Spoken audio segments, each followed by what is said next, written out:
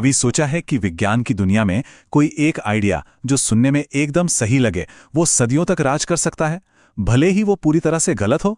आज हम मोशन यानी गति के बारे में ऐसे ही एक 2000 साल पुराने आइडिया की कहानी जानेंगे, और ये भी कि कैसे एक क्रांतिकारी सोच ने उसे हमेशा के लिए बदल दिया।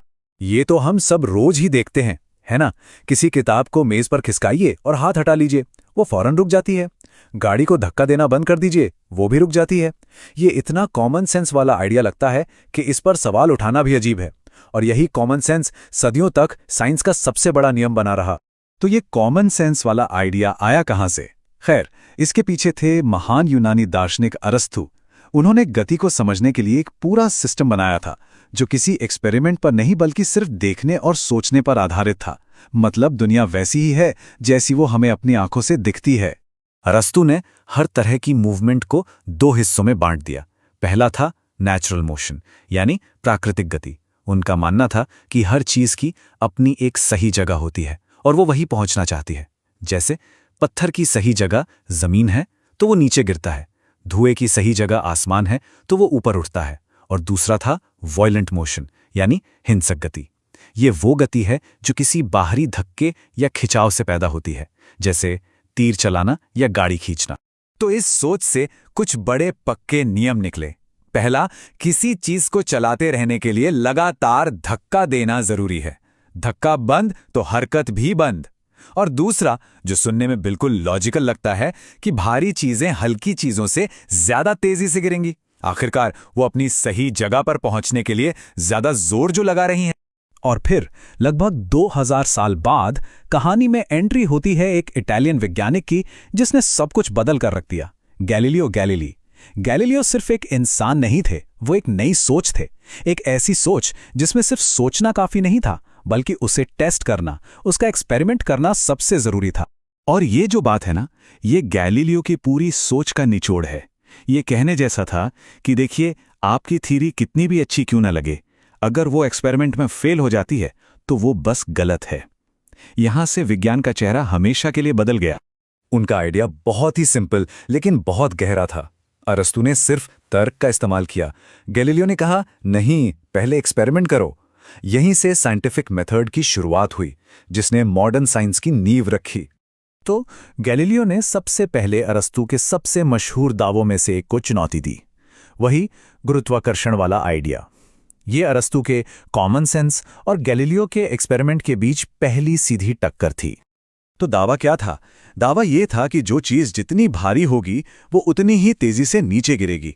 और ये बात सदियों से सच मानी जाती रही। एक भारी पत्थर और एक हल्का पंख, जाहिर है पत्थर ही पहले गिरेगा, ये तो साफ साफ दिखता है। लेकिन क्या सच में मामला इतना सीधा था? अब आता है वो मशहूर किस्सा। हो सकता है ये कहानी सच्ची ना हो, लेकिन ये गैलीलियो की सोच को बिल्कुल सही दिखाती है। कहते हैं कि उन्होंने पीसा की झुकी हुई मीनार से अलग अलग वजन की दो गेंदें एक साथ नीचे फेंकी।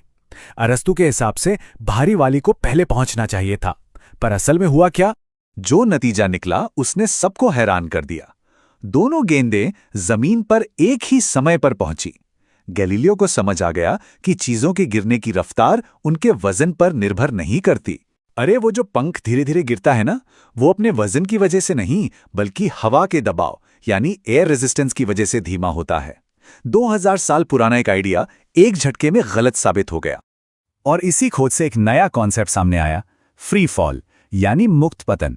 ये वो हालत है जब कोई चीज सिर्फ और सिर्फ गुरुत्वाकर्षण के असर में गिरती है और उस पर हवा जैसा कोई दूसरा फोर्स काम नहीं कर रहा होता। और ऐसी हालत में हर चीज एक ही रफ्तार से गिरती है। लेकिन गैलीलियो यहीं नहीं रुके। अभी एक और बड़ा किला ढाना बाकी था। वो अरस्तु का दूसरा मूल विचार कि किसी चीज को चलाने के लिए लगातार धक्का देना जरूरी है। ये दूसरी और शायद उससे भी बड़ी चुनौती थी। इस बार उन्होंने झुके हुए तलों यानी इंक्लाइंड प्लेन्स का इस्तेमाल किया। ये एक्सपेरिमेंट थोड़े मुश्किल थे, लेकिन शायद पीसा की मीनार वाले से भी ज्यादा जरूरी थे। क्यों?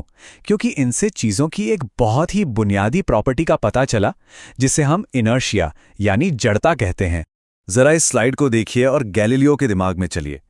उन्होंने देखा कि जब कोई गेंद ढलान से नीचे आती है तो उसकी स्पीड बढ़ जाती है, और जब वो ऊपर चढ़ती है तो स्पीड घट जाती है। तो उन्होंने सोचा, अगर सतह एकदम सीधी और चिकनी हो, मतलब कोई ढलान नहीं, कोई फ्रिक्शन नहीं, तो क्या होगा? गेंद ना तो तेज होगी और ना ही धीमी, वो बस चलती ही रहेगी हमेशा के लिए एक ही स्पीड से। और बस यही है इनर्शिया का राज। किसी चीज को चलाते रहने के लिए फोर्स नहीं चाहिए, फोर्स तो उसकी स्पीड या डायरेक्शन को बदलने के लिए चाहिए। इनर्शिया हर चीज की अपनी एक जिद है कि वो जैसे चल रही है वैसे ही चलती रहेगी, और जिस चीज का वजन यानी मास जितना ज्यादा होता है उसकी ये जिद भी उतनी ही ज्यादा होती है। तो गैलीलियो का काम सिर्फ कुछ पुराने आइडियाज को गलत साबित करना नहीं था, इसका असर बहुत बड़ा और बहुत गहरा था। इसने दुनिया को देखने का हमारा नजरिया ही बदल दिया। इसे ऐसे समझिए जैसे ये एक रिले रेस थी। अरस्तु ने सिर्फ सोचकर शुरुआत की, गैलीलियो ने एक्सपेरिमेंट का पुल बनाया और बैटन को आगे बढ़ाया, और फिर उसी नींव पर आइजैक न्यूटन ने अपने मशहूर गणितीय नियम बनाए जिसने मॉडर्न फिजिक्स की शुरुआत की। और यही इस पूरी कहानी का सबसे बड़ा सबक है। गैलीलियो की असली विरासत उनकी खोजें नहीं बल्कि उनका तरीका था। उन्होंने दुनिया को सिखाया कि प्रकृति के राज सिर्फ सोचने से नहीं खुलते, उन्हें खोलने के लिए टेस्ट करना पड़ता है, एक्सपेरिमेंट करना पड़ता है। ये साइंटिफिक मेथड का जन्म था। और ये लाइन उस शानदार सफर को दिखाती है जिसकी शुरुआत गैलीलियो ने की थी। वो वैज्ञानिक क्रांति जो उन्होंने शुरू की, वो न्यूटन से होते हुए आइंस्टाइन तक पहुंचे और आज भी हमें ब्रह्मांड के नए नए राज बता रही हैं। तो जाते जाते एक सवाल, गैलीलियो ने हमें सिखाया कि जो चीज कॉमन सेंस लगती है जरूरी नहीं कि वो सच हो।